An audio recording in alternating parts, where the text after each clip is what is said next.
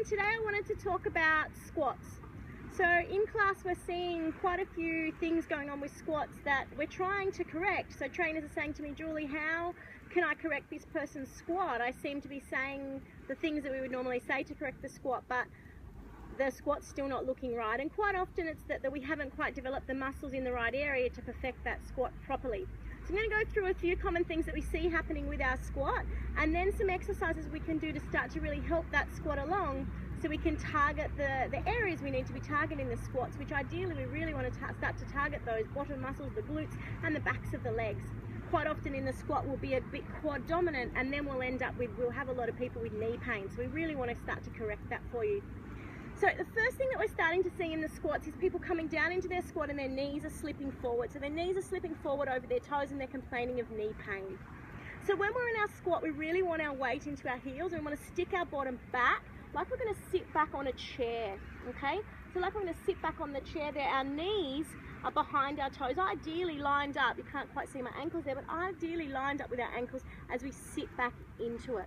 Okay, so that's tip number one. Try not to let your knees slip forward as you squat. We want to try and sit back into it. And what I'll often say to people is, let's put a chair behind you and let's try and sit down into the chair and then come up out of the chair. So we're going to sit down into the chair and come up out of the chair. Now the problem that we're seeing is that when a lot of people are trying to do that, they're actually getting to about here and they can't get down into the chair without those knees slipping forward. So what's happening there for them is that the glute medius, these muscles here in the sides of our bottoms, aren't quite strong enough to support that, and sometimes our core.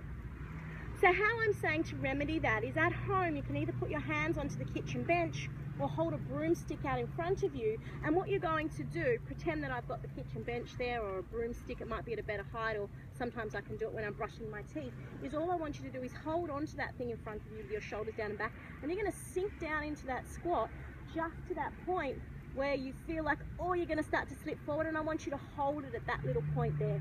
You're going to hold it there, drawing the tummy in, okay?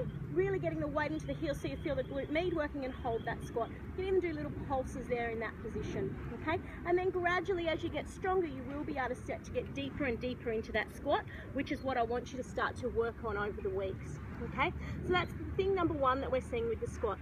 The other thing that we're seeing quite often with the squat is the bow. So we'll squat, and instead of keeping our chest lifted, we're bowing forward. So when we're bowing forward, that's actually not working those glutes and legs like we want to. So again, another way to help avoid that is to use that something out in front of you. If you're having trouble losing that bow, and particularly as you get low, you do start to get that bow happening. So again, by holding on to something, keeping something propped down in front of you, okay, as you come down, you can keep that chest lifted.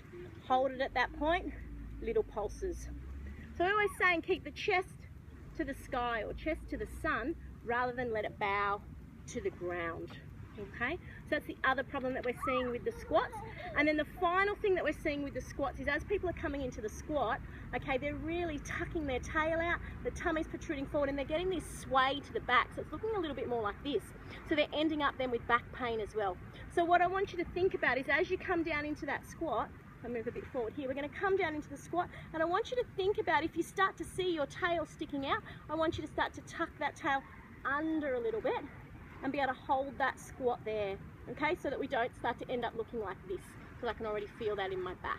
All right, so the key there for today is to practice those squats, maybe holding on to a little pole, a broomstick, okay, kitchen bench, basin, yep, and going down into the squat, doing 10 slow and controlled, holding it, coming back up, and then coming down, holding 10 little pulses, and coming back up.